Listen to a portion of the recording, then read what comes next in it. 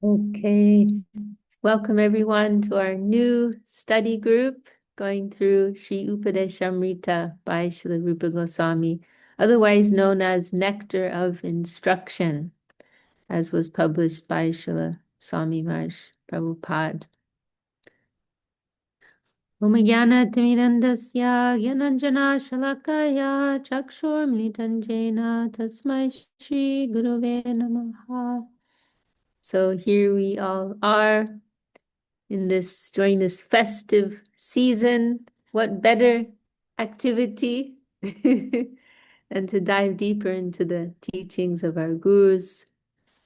So this is our new adventure, going through Sri Upadeshamrita. This is a very valuable text for us, which has been emphasized so much by our gurus. I'm going through this edition, which was published by our devotees a few years ago. It's I think most of you've probably seen. I don't have a hard copy on me now, but it's the big fat white one, right? All right, Rishabhanu's got his copy. Awesome. Which is a bit intimidating. There's a lot packed in there. And I personally just want to go through. I mean, no doubt the other commentaries are also very valuable, but I just want to focus on Srila Sridhar Maharaj's commentary, which, it's really quite incredible. Srila Sridhar Maharaj's style of presentation is so universal and timeless, because so many of our great acharyas, of course, everything they've given is so valuable, but still, in you'll often find that the way they presented something or the points they've emphasized was relevant at a particular time, right? But like 100 years later or 50 years later, it doesn't feel as relevant, right? With all respect. Um, but the way that Srila Sri, and this is something even like senior ISKCON Vaishnavas have expressed themselves, in comparison to some of the texts that Srila Swami Maharaj Prabhupada has given. But not only Swami Maharaj. I mean, like if you look at here, some of the purports of Bhaktivinoda Thakur, Saraswati Thakur, it's a bit difficult actually, because the language and some of the points that are emphasized, they just don't feel so relevant in this day and age, right? But this is what is so incredible about Srila Sridhar Maharaj's presentation, that it has stood the test of time, that he uses language that is very universal, very accessible. I remember one of our new devotees, he came from like this remote redneck town in like the deep countryside of Canada. Like really, really, like, the last people you would expect, to be interested in Krishna consciousness, you know, people who, drinking a lot of beer and, that type. And but this one devotee who came, um, he told that when he visited some of our communities, he ended up taking initiation from Ashram Maharaj. And he said that when he went back to Canada, he was sharing something, like he was shocked to see how some of his acquaintances there like really appreciated some of the quotes that he shared, because they're just so universal. Like some of the statements of Srila Sridhar Maharaj, anybody, even if you're not religious, they're just so um you know axiomatic truth, like self-evident truth, universal truth that anybody can appreciate and recognize the value and the significance of. So yeah, we're very fortunate that we have these talks of Srila Sridhar Maharaj. And so this book, these commentaries of Srila Sridhar Maharaj, they're not, it's not like they were specifically written by Srila Sridhar Maharaj to comment upon Upadeshamrita, which we have in some other cases. In the case of Bhaktivinoda Thakur Sharanagati, right? Srila Sridhar Maharaj wrote that commentary, Lagu Chandrika Bhashya, which is specifically he wrote for Sharanagati. Also, Prapanajivanamrita, that's something Srila Sridhar Maharaj specifically composed, right, with his commentaries, illuminations of many other verses. But in this case, what's been done is that these commentaries have been collected from various talks of Srila Sridhar Maharaj, because he speaks on Upadeshamrita so much. And so his various talks, speaking on these different verses of Upadeshamrita, they have been collected and, sewn together and presented in this book. So we're very fortunate to have this. And then also we can say, by way of introduction on Upadeshamrita, such a precious text. It's only 11 verses. Isn't that incredible? 11 verses, and so much has been packed. I mean, everything, it's starting from like the absolute basics of dealing with our human condition and going up to the highest expression of devotion in the spiritual sky, and everything in between, and what is the way of our practice, what is the way of development, of growth, of progress on this path, and then what will be the expression of one's devotion upon reaching that spiritual plane, and serving in this lineage, right? This has all been put in only 11 verses. It's really quite an extraordinary feat. Yeah, and we have, of course, the Goswamis have given so much precious literature. We don't read probably most of it, right? And because it's not so relevant to practitioners on our level of progress. But this is one of the books, probably we can say few books, that has been emphasized, that we have been recommended to read, coming from the Goswamis. And one comment of Srila Sridhar Maharaj I often remember, he said, I heard him say it on 2 occasions, I think, that Upadeshamrita is actually Mahaprabhu's message coming through in the language of Rupa Goswami, right? That is actually that was Rupa Goswami's like delegated service, to record, he's the, Rup, Sanatan, the other Goswamis there, Srila Sridhar Maharaj has referred to them as the Shastra Gurus, right? That's their particular role and service in Mahaprabhu's divine mission, to put Mahaprabhu's message into writing, right? And to, and like give like some systemized practice and conception, right? And so really everything coming through Rup, Sanatan, the others, we can think it is actually what Mahaprabhu has empowered them to give, what he wants to give.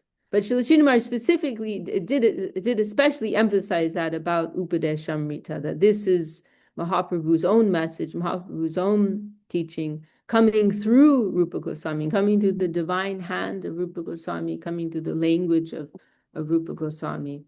So it is a very, very helpful text for us. It's also very practical, right? That's one thing that's very appreciable. It's a very practical text, giving, like lists. We like lists, right? The brain likes lists. So Upadeshamrita is full of lists. It's just how the brain works. It likes all that stuff, right? So it's got lots of lists, the good list, the bad list, and stages of progress. There's a list on that. There's also the gradation in the spiritual sky. There's a list on that.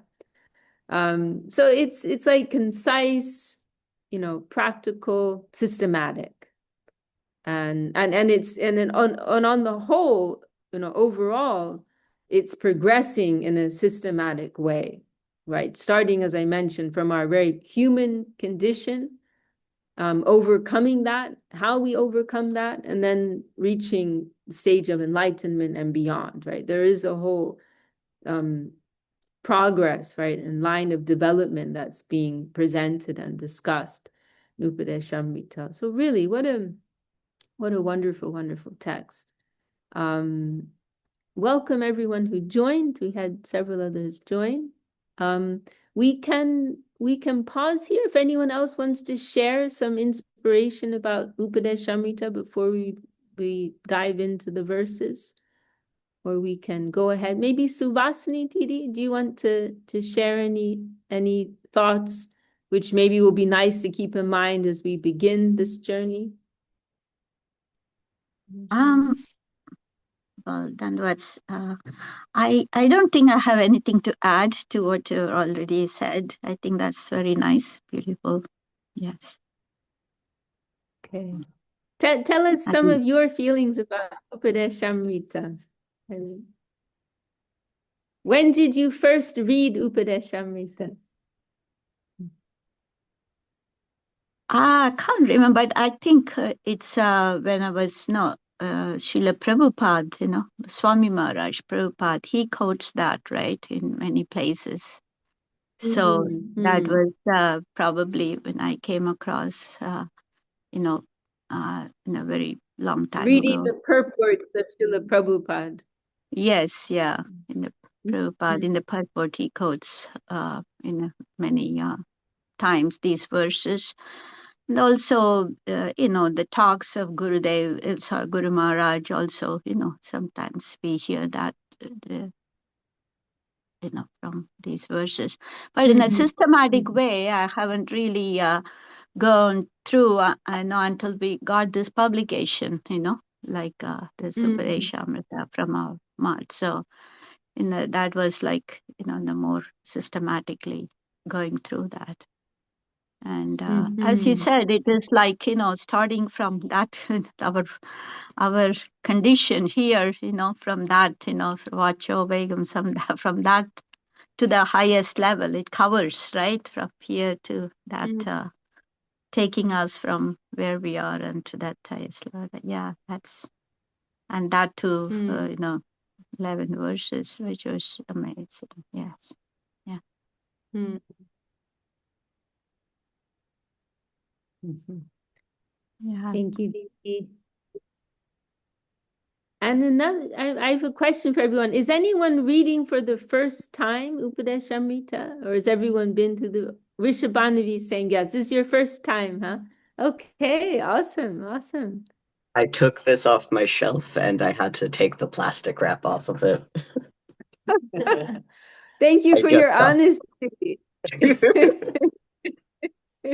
it only recently appeared on my shelf after my mother recently house sat. Suddenly I had new books. Uh, also, This your will mom left technically. us. After Kum Kum moved, we got lots of new books, and Oh, I took some of them, and then my mother house sat while I was down in Soquel, and suddenly I had more of them. okay. Okay, okay. Well, that came in handy. I Okay, I awesome. tried Anyone else? Oh, I tried to read Upadash Amrita a few years ago, and it sort of kicked me out halfway through the introduction. I like my I just got to a point in my brain said, not ready for this. No more words. is that So is that with this was is that with this edition? probably it was a PDF you sent me Yeah. at the time. Okay. Oh, I sent it to you. I don't remember. Yeah, I must have Yeah, sent you I don't. this. Yeah, I mean, I have to say, bless his heart, the Vaishnava who made this.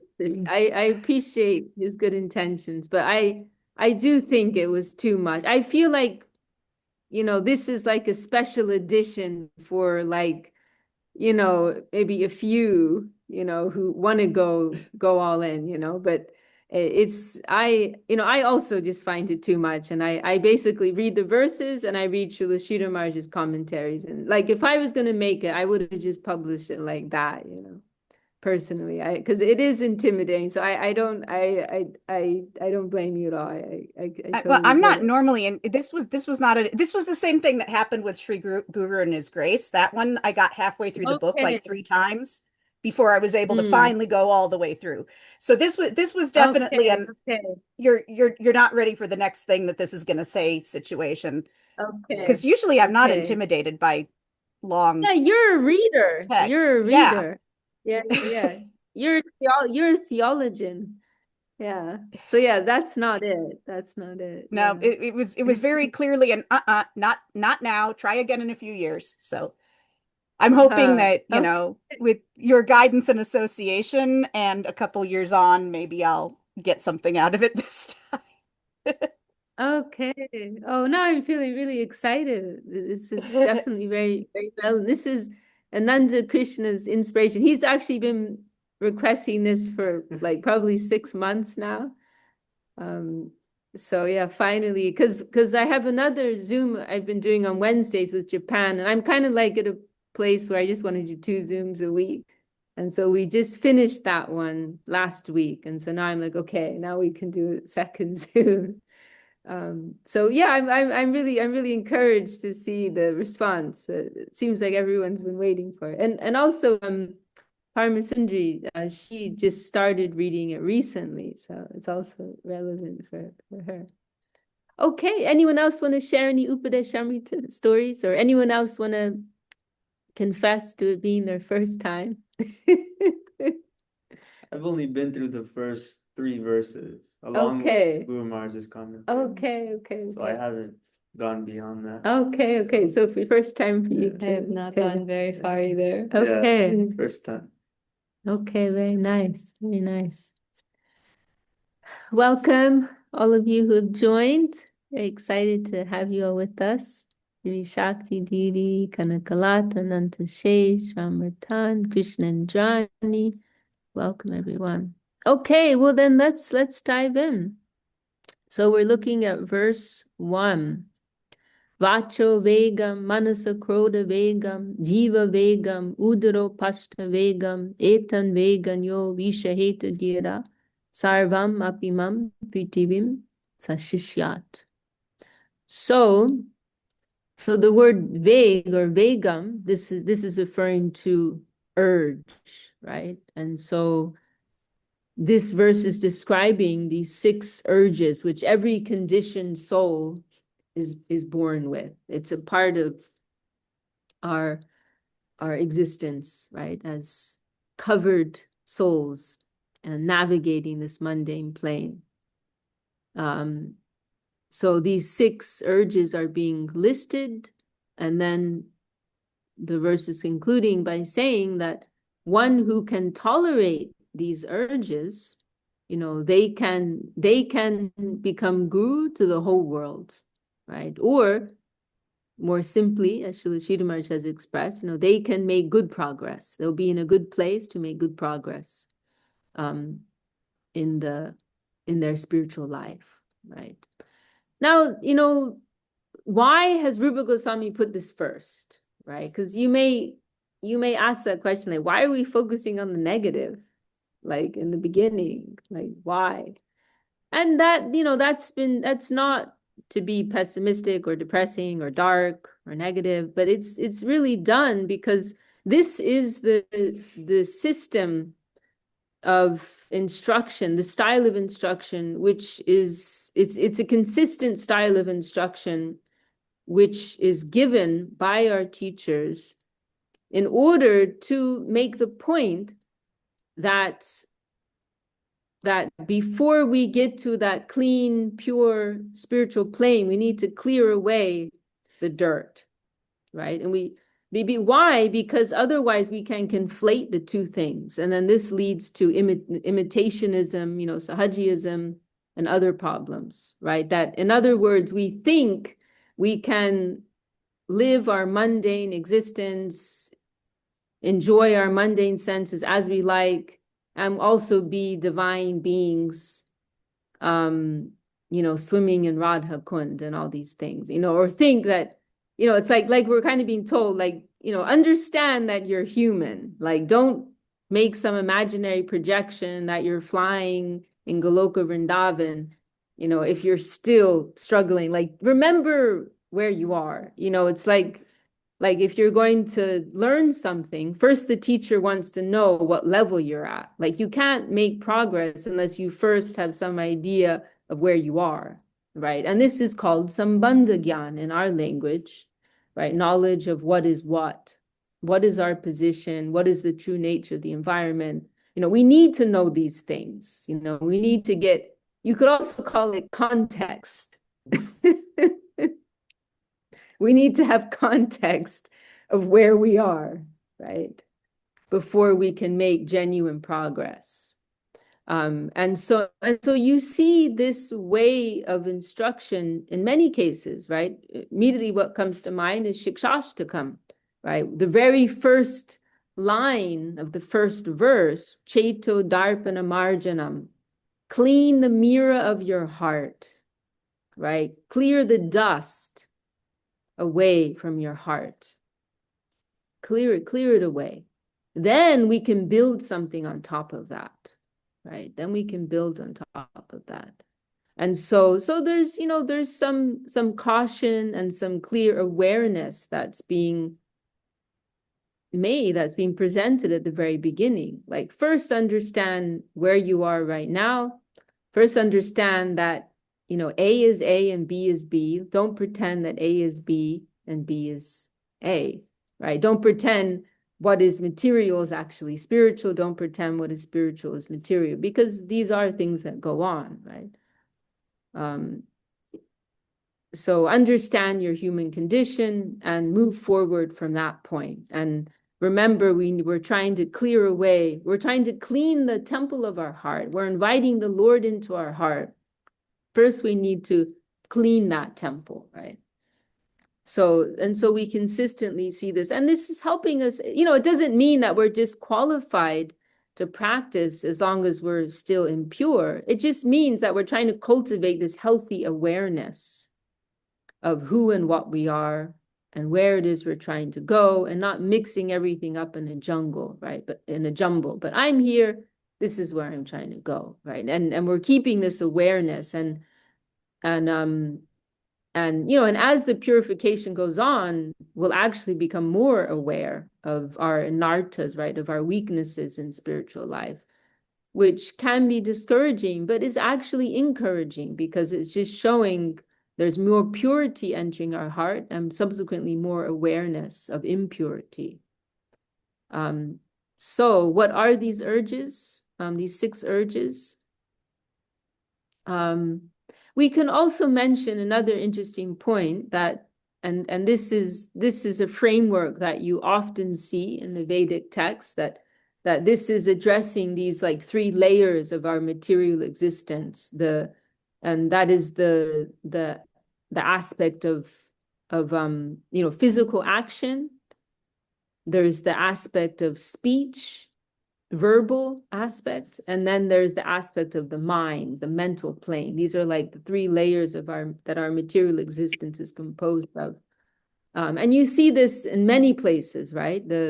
Immediately what comes to mind is the Tridanda sannyas, right? The Vaishnava sannyas, the Tridanda, 3 sticks. That's literally what that means. So it represents the dedication of these 3 things: mind, body, and words, right? So in our devotional life, this is the idea that these 3 layers of our existence, we're trying to devote them all in the service of the Lord, you know, in the cultivation of devotion. And really what that simply means is we're trying to offer everything, right? We're trying to offer everything, mentally, verbally, physically. And so these 6 urges, they are a part, they're coming from these 3 layers of our existence. So the first one mentioned is vacho vegam. So vacho is referring to speech, right? So, and you know, actually, like, we could spend hours discussing each and every one of these 6 urges, right? Like, there's a whole, you know, there's a whole world to all of these things, you know. So the urge to speak. And this is something that came up for me recently. I think I might have even talked about it in our last week's meeting, last Thursday, maybe. Because in our Bhagavad Gita reading recently, I think it was chapter 17, there was this discussion of verbal austerity, which was so interesting. Verbal austerity. I never hadn't really thought about that before. And that means that we're trying to regulate our speech, right? We're trying to regulate our speech so that it's positive, healthy, spiritually focused, right? And doing so is actually a type of austerity, right? So vacho vegam, the urge to speak. This is one of the fundamental urges. And that means, in other words, to just say, whatever you want, whenever you want, however you want, to whoever you want, right? Which isn't always helpful, which isn't always healthy, which isn't productive, which isn't wholesome. And we may do that in the name of being, straightforward, or honest, but it's not always progressive. No. So the urge to speak, and it's a difficult one, right? And I'm sure we all struggle with that, and I'm sure we've all experienced the negative consequences of not controlling the urge to speak, right? It can get us into all kinds of trouble, right? All of us. So yes, so the idea is that we're trying to practice verbal austerity, right? As Bhagavad Gita mentions, that we're trying to regulate our speech. That there's a nice principle that I'm sure many of you remember. It's Srila Sridhar Maharaj discusses, referencing this statement from the scriptures, Satyam Bruyat. And this was also mentioned to some degree in Bhagavad Gita in that chapter too. Satyam Bruyat means always speak the truth. Satyam Bruyat, Priyam Bruyat, always speak that which is pleasing. And then Asatyam Ma Bruyat, do not speak non-truth, don't speak lies, don't speak untruth. But then also it says, what is it now? I've lost what I was going to say. Always speak the truth, always speak that which is pleasing. Oh yeah, do not speak satyam apriyam ma bruya. Do not speak an unpleasing truth. Right? Which Srila Sridhar Maharaj, he actually struggled with because Srila Sridhar Maharaj's nature is so righteous, so dharmic. He actually made a vow to never speak a lie. And he couldn't understand this. He thought, yes, of course, we always speak the truth. Yes, we speak pleasing truth, but to not speak an unpleasing truth, how can I accommodate that? And it was years later that he finally understood it, that it's referring to the quality of mercy, right? That our speech should also be kind. Mercy and kindness and love is also a truth. That is a higher type of truth, right? Mercy above justice. Mercy is higher than justice. Mercy is a higher truth. Kindness is a higher truth than just raw statement of fact, right? It's a very profound point.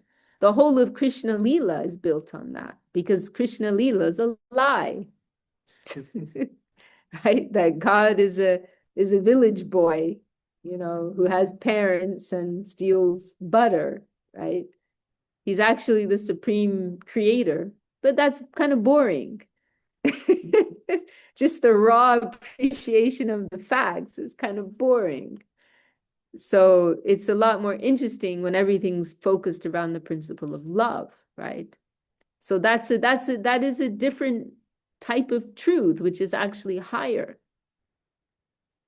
But anyhow, I'm probably going in a little too deep here.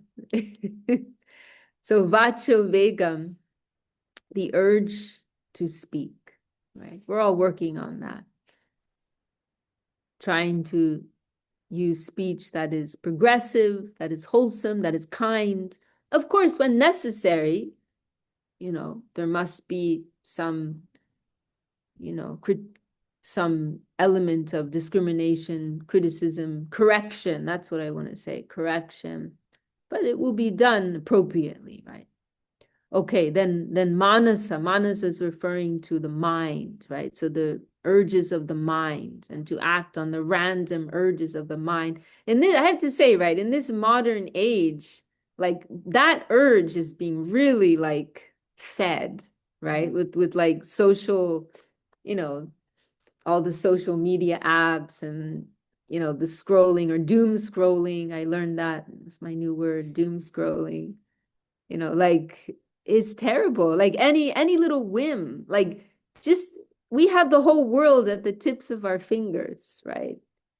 And you could be someone who's like practically broke, like living paycheck to paycheck, but you can live like a king in one sense, right? You can make your Amazon order, make your Uber Eats order, and all these things. Like someone with the basic salary can, live in one sense like a king, in the sense that we can get whatever we want, whenever we want, anytime. Of course, to a limit, but there's just what I mean to say is there's so much room for our whims to be indulged, right? In instant, instant, you know. I mean, like to the point where there's algorithms, that there are these weird, I don't understand how it all works, right? But we hear about all this technology that's like assessing like how long your eyes are landing on a particular Facebook post, and then the algorithm is like manipulating everything. And I mean, it's like crazy, crazy stuff. Most of us don't even know how much, right, we're being manipulated online. So yeah, like the urge of the mind, it's dangerous. How many of us, go on to check one thing on Facebook, next thing you know, half an hour, 1 hour, 2 hours have passed. You're like, what was I doing? Or you go to like respond to a message on Instagram, and then your mind's being pulled this way, that way, this way, that way. And yeah, it's like being hijacked. Yeah, it's a crazy time for the whims and urges of the mind. Like we have to work so much harder to keep that under control, right? And I've just mentioned social media, but there are infinite ways, in our daily lives, by which the urges of the mind can be indulged, right? Talk about going to the supermarket. Again, in the modern age, it's like you go to buy a loaf of bread, be 100 different, especially if you're in America, 100 different types of bread, 100 different types of corn chips, you know, 10 different types of apples. I mean, it's madness. Of course, we're very privileged, right? But it makes it that much harder to like regulate the mind because it's being pulled in like so many different directions. Then crowed, the urge of anger. That is also a part of the layer of the mind, the urge of anger, which generally comes because we can't get what our mind wanted, right? That is discussed in Bhagavad Gita. So the urge of anger.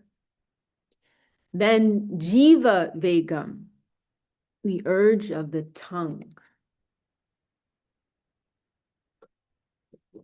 That's a difficult one, right? And it's mentioned in some places in the scriptures that is the most difficult one. And we sing that song, right, in our positions there. It's the most difficult to overcome, right?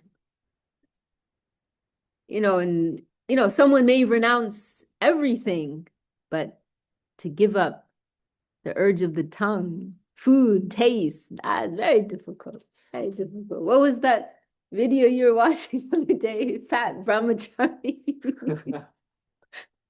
It's something actually Saraswati Thakur, like we hear, he really didn't like, like renunciates being fat or eating too much, because like you can give up everything, but then the tongue, the food, the taste, very difficult, very difficult. Maybe you can give up women or men, or maybe you can give up wealth, but to give up food, give up taste.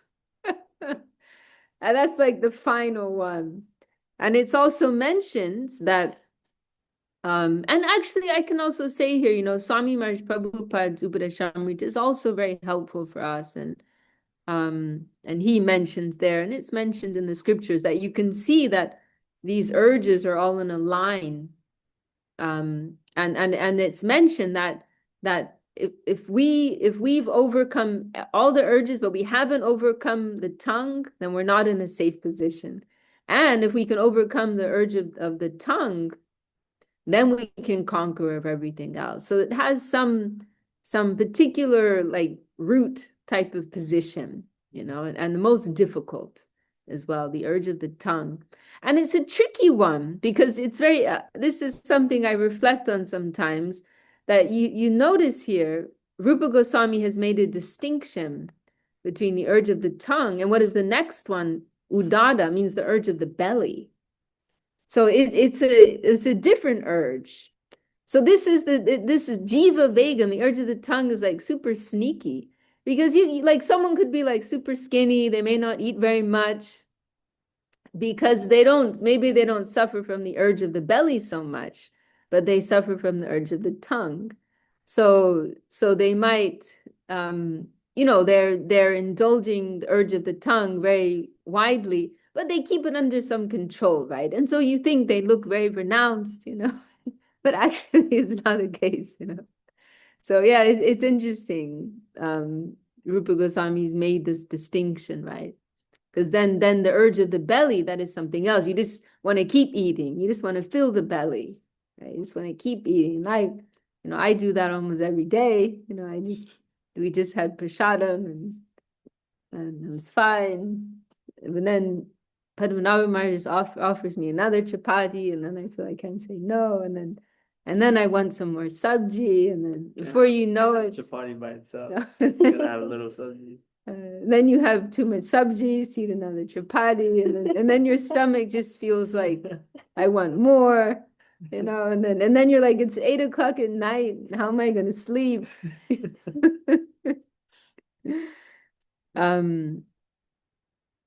Madhurya Leela has it's so beautiful. It has to be true, whether it happened was factual or not. That's very nice. The tongue seeks pleasure, the presence of pleasant flavors and textures. The belly seeks comfort, the absence of the pain. Oh, that's very profound. Is that your writing, Madhurya? That's nice. That second one was just, yeah, it was just my reflection on what you were saying. Okay, yeah, that's very nice. The tongue seeks pleasure, the presence of pleasant flavors and textures. The belly seeks comfort, the absence of the pain of need. Oh, that's nice. I like that.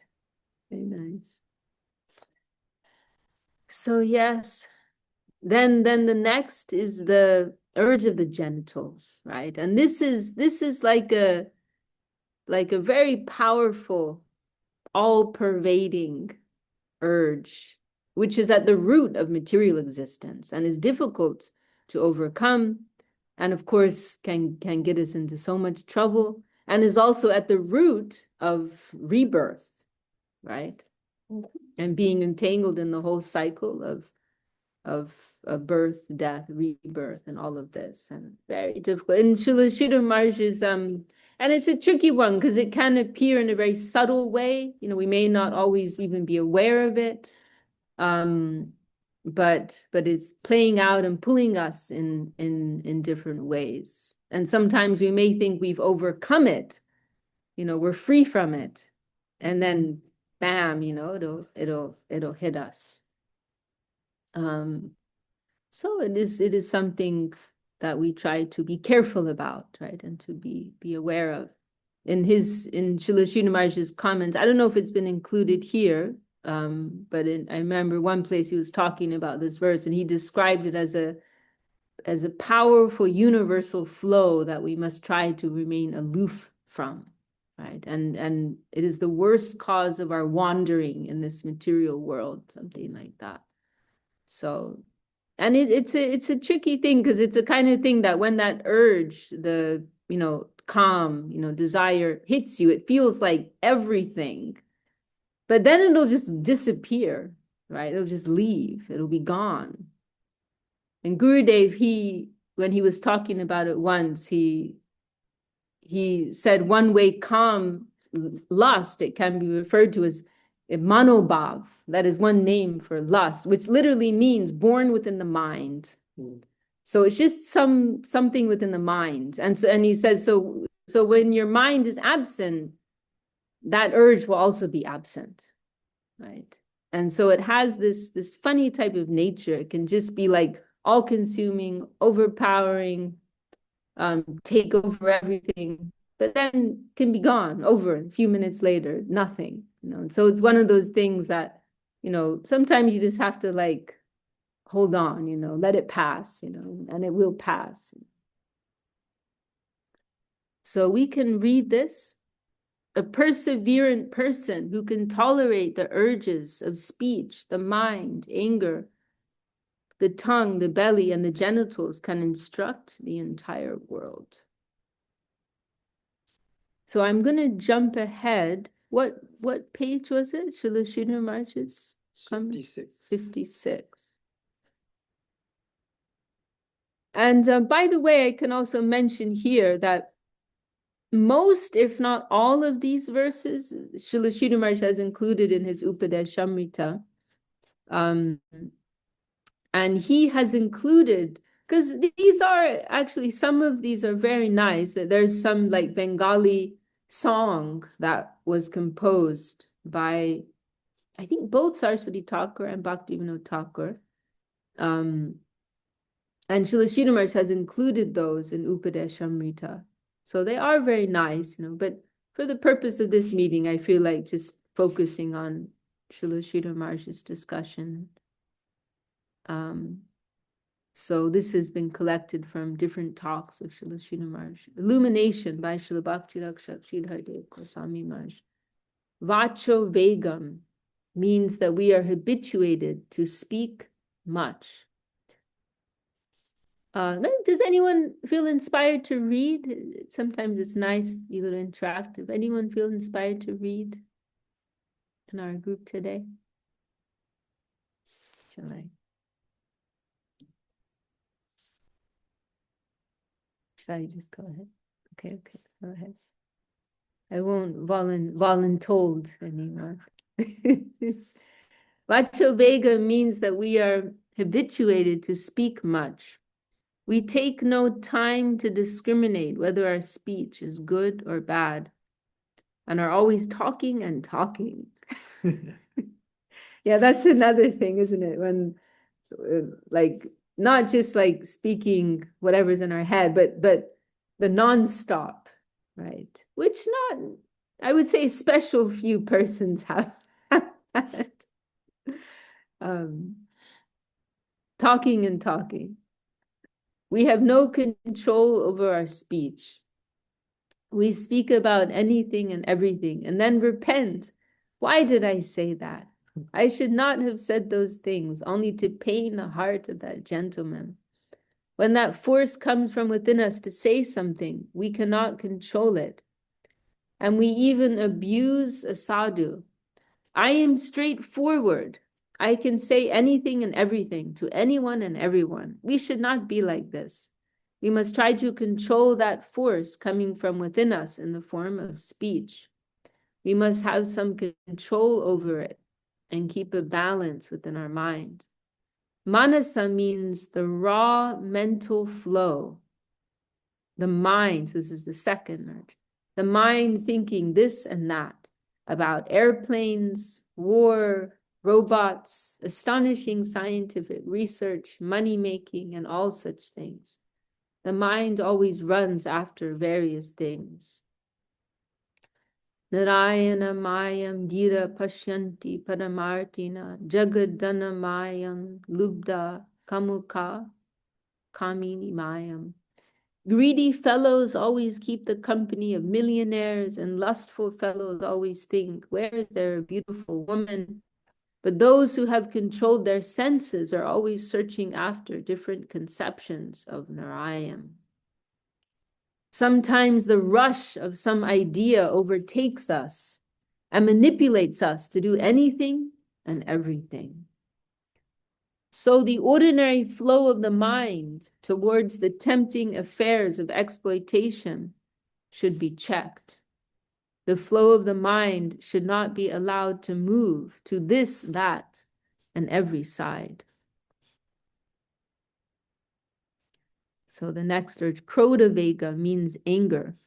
When anger comes, it creates disaster, and a reaction is inevitable. So we must try to check that sort of flow within the mind.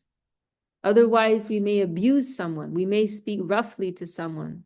By pressure, we may take something that is not part of the proper diet for us. We may take something that is not necessary for our health, or out of greed, we may take something from someone else. To get leave from these tendencies, we shall try to utilize them in the service of Krishna.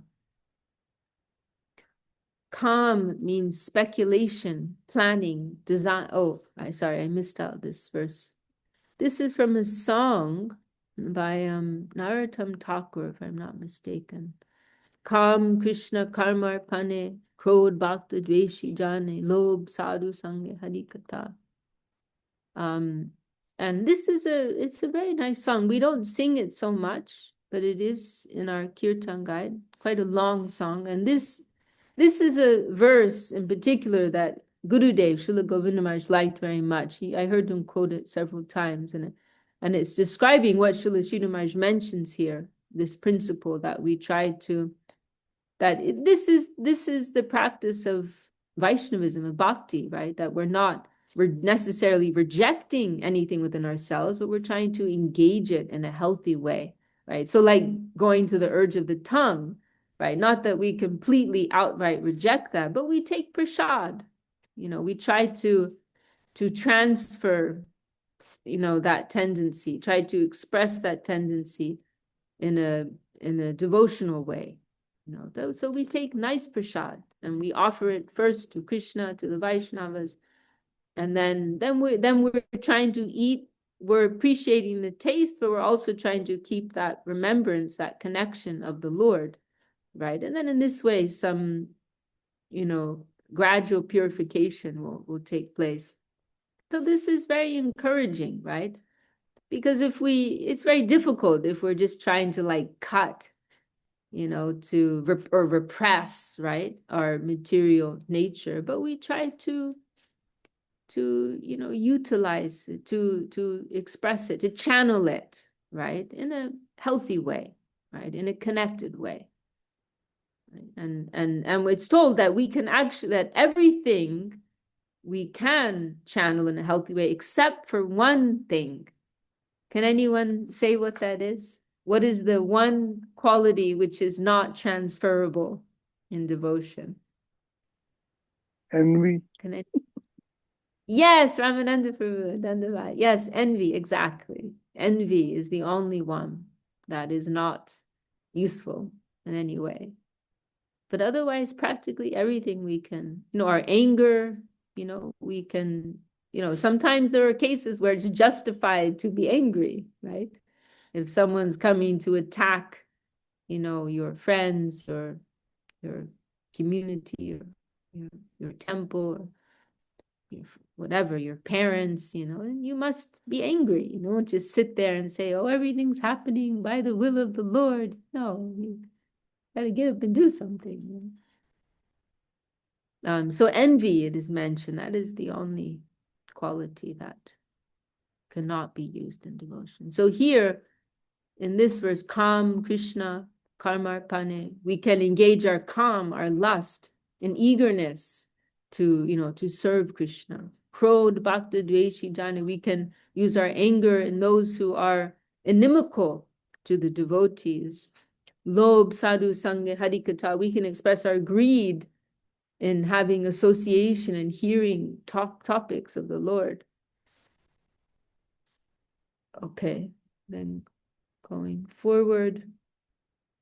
Kam means speculation, planning, design, and all such things. It may be utilized in the service of Krishna. We shall also try to utilize the feeling of anger within us in defending the devotees. Similarly, the flow of greed within the mind may be utilized in our conversations with the sadhus about the Lord. Then in no time, we will be able to get relief from these things.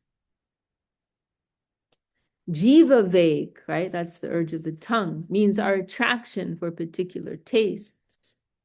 Pungent, bitter, sweet, acidic, and so on. The tongue always wants to taste these things, and we become servants of what is very tasty to us, slaves to taste. We take whatever is tasty to us, even if it is detrimental to our health.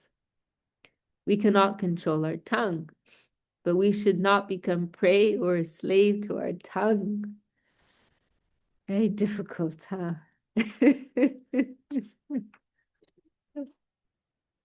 What's coming to my mind now is like when you go into an ice cream shop and there's like 50 different flavors, and like your tongue is just going mad, like, oh, you just want to taste everything. Ask for a free sample of every single. Ask for a free sample of everything. Just a sample, just a taste. Until they kick you out. We become servants of what is very tasty to us, slaves to taste. We take whatever is tasty to us, even if it is detrimental to our health. We cannot control our tongue, but we should not become prey or a slave to our tongue. There's one line of Gurudev's, I heard him say once, I liked, he said, we eat to live. We don't live to eat. It's very simple, very short, and so profound. Everything is in there, right? We're trying to frame it in that way, right?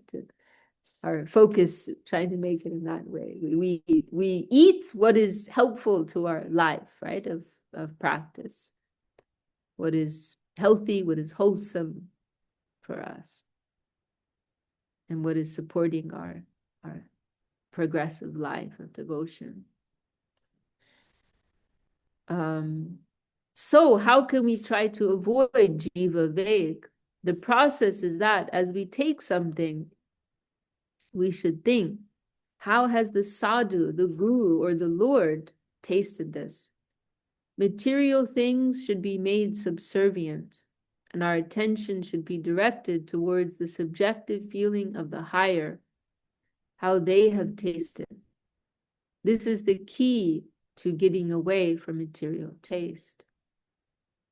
So this is an interesting point here, and Srila Sridhar Maharaj will explain it more. Oh, this has some highlighted thing in it. Oh, is that yours? that's mine. I didn't think it would copy over. No, that's me. Yeah, so this is an interesting point that Srila Sridhar Maharaj is saying. The idea is that we will, well, he's giving the example here, right, taking prasad, that the idea is that we will take that prasad and obviously we're going to enjoy the taste of it, right? But we are trying to make our focus on thinking of the Lord's appreciation or the Vaishnav's appreciation. Oh, I'm so happy that Jagannath could take this. Oh, let me taste what he tasted. Oh, let me taste what the devotees have tasted.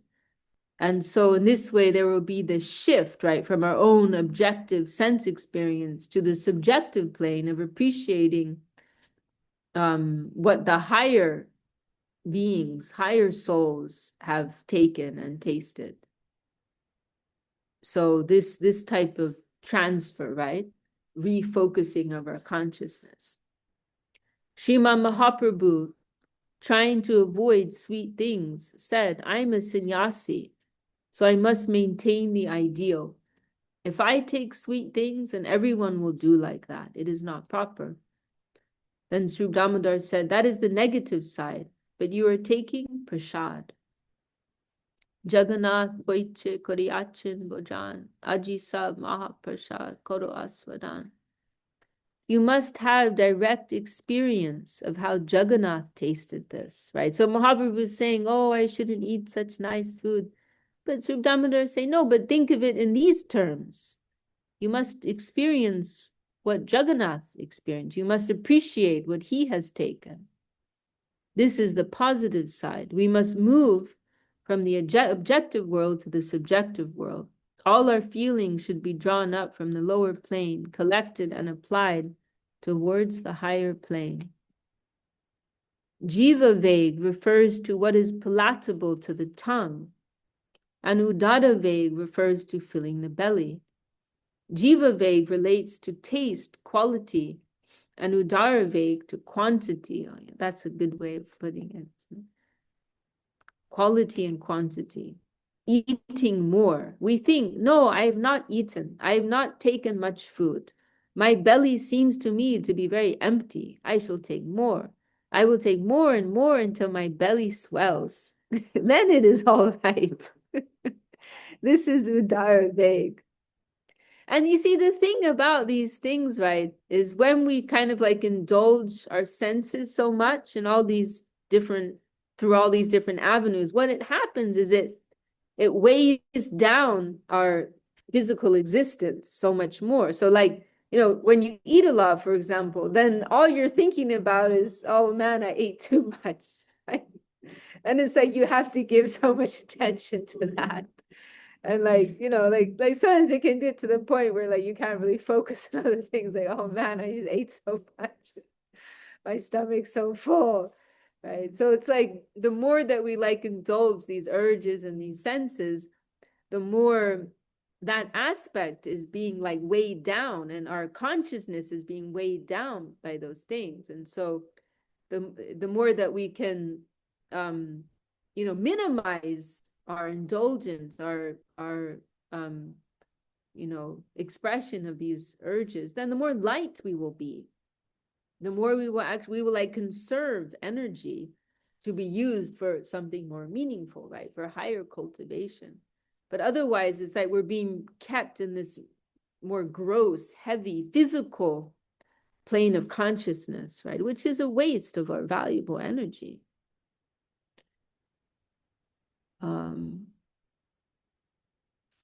Let's see. This is Udarave, right? The urge of the belly. We should, however, take the sort of food that is necessary to keep up our health. And we should take only an amount of that food that is necessary for that purpose. Upasthaveg is our earnest desire to be united with the opposite sex, the tendency to get the pleasing sensation of their company. For men, it is women. For women, it is men. This is a great tendency within us, and we should try to check it. It is mental. It is not within the soul, only the mind, but it is the worst cause of our wandering in this world. From the trees to even the demigods, this sort of tendency is flowing. And we must be very cautious not to fall prey to this flow. It is a universal and very powerful flow, and we shall try our best to keep aloof from the flow of that plane as much as possible. Jiva Veg, Udara Veg, and Upasta Veg are all in a line, right? That's it. So Jiva Veg, urge of the tongue, Udara Veg, the belly, and genitals, you're all in a line. That's what you mentioned earlier. They help each other. We must be very careful to get rid of them. They cause so much disaster in one's life. They've spoiled so many lives. We must be very careful in our dealings with them. Etan veganyo vishaheta dira. Sarvam apimam pritivim sashishyat. One who can control all these animal tendencies can control the whole world. Because that's another interesting point, right? Like we want to think, what distinguishes us from animal life? That we have the capacity to overcome these tendencies. We have the capacity to connect with, right, our spiritual prospect. So why waste so much energy in all these things which all animal species are engaged in when we have this ability to cultivate something higher? This is our opportunity. This is the rarity, the preciousness of this human birth, right? One who can control all these animal tendencies can control the whole world. One who is master of one's own self, one's own mind, can be master of the world. In other words, whatever one likes, one will be able to do. One can make fair progress towards one's ideal.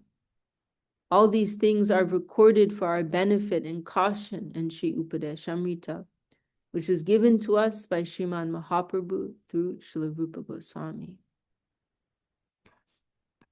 I think, okay, it's not so much, okay, we'll finish this then. This is all collected from different talks, so you can see how it kind of, yeah, it's not like one flowing discourse, but let's finish this. We shall be very cautious about the details of all these things. We are slaves of these animalistic tendencies within us. These different types of mentalities are our masters, and we are their slaves. We must become independent of them. Now, this is a verse which some say is Madhavendra Puri, as I recall. Srila Sridhar Maharaj mentioned one place. We think it's Madhavendra Puri. And this Srila Sridhar Maharaj includes this verse in Prapana Jivanamrita. Kamadinam katina katida palita durnideshas tesham jatamai nakuruna natrapanopashanti uchijaitan atayarupate sampratam labda buddhis tvam ayata sharanam abhayam mam niyungshvat madasye. These are my lords, and they are using me as their slave. Such a helpless life I am living here. In the name of a human being, I have so many shameful tendencies within me that even an animal would not come to such a low standard. This is our self-analysis. Our real nature will be like this, that we will feel shameful within. Our enemies are within, not outside, but further within, the Lord is there. The conception, the realm, and the kingdom of the Lord are present more deeply within us. There we have our consolation, hope, and prospect. The agents of the Lord are more powerful than our enemies. We must only make a bond with them and try to keep our promise to them. Then help will come from that deeper plane and drive away all these superficial enemies that are dancing like demons on the surface of our minds. They must be driven away, and the help needed for this will come from within. If we seek out, cooperate with, and invite the agents of the Supreme Lord in, really, then those sadhus will come and drive away all these demonic demonstrations from the surface of our minds. They will be driven away forever, and then we will have happy engagement in the service of the Lord. Okay, Somya Sham, Vijay Prabhu, thank you for joining. Dandavat. We will be free from all these demonic masters, and that is not a cheap gain or achievement. One who can control all these difficulties is a Goswami proper and can control the whole of the world. They are eligible to make disciples all over the world, and the number of disciples they make cannot make them deviate from their standpoint. These are the sadhus who come under the flag of Sri Chaitanya Dev. Jai Shri Upadeshamrita ki Jai, Shri Bhakti Rakshak Sridhar Dev Goswami Maharaj ki Jai, Shri Bhakti Sundar Govinda Dev Goswami Maharaj ki Jai. So that is the conclusion of Srila Sridhar Maharaj's commentary in the first verse. That was the first verse. 32. And next week, next Saturday, we can go on to the second verse.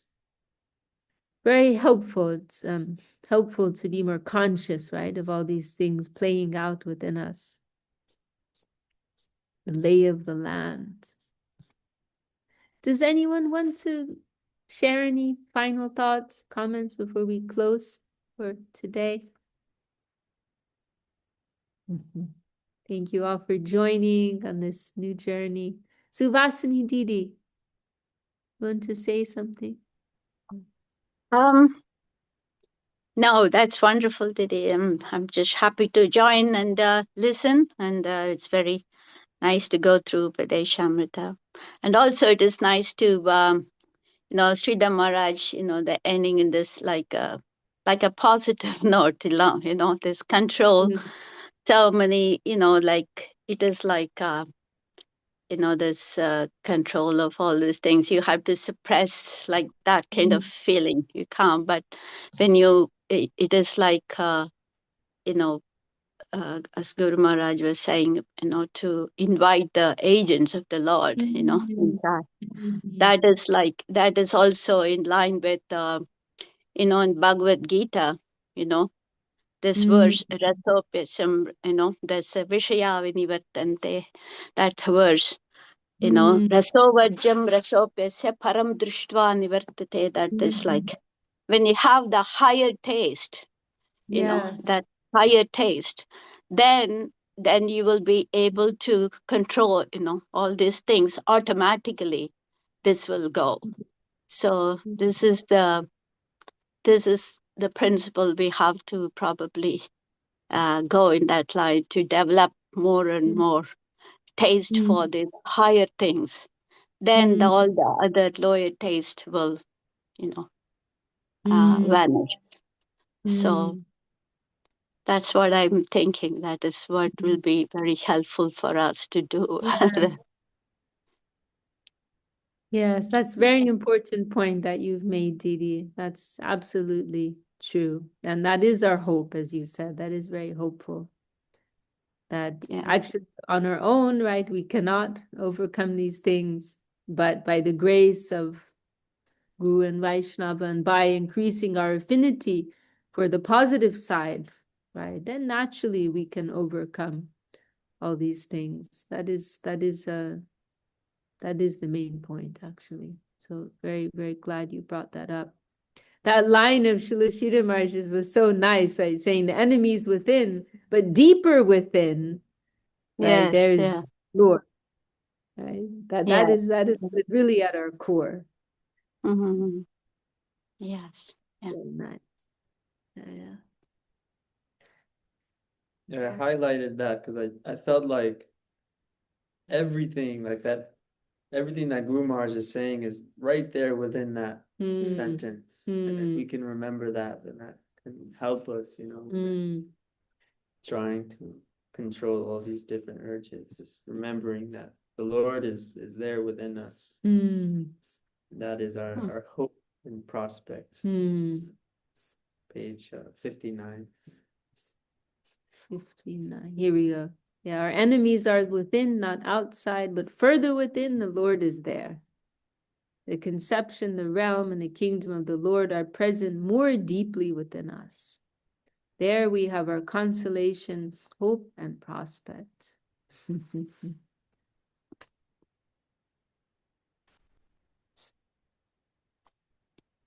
All right.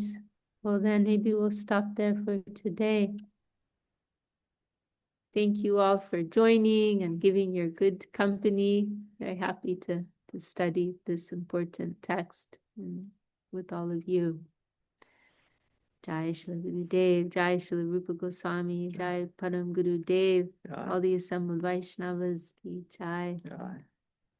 Nitai Gaur Premanande, Libo, Upadeshamrita ki Jai. Yeah. Okay, we'll see you. Shakati Jai. Jai Suvasini Didi ki Jai.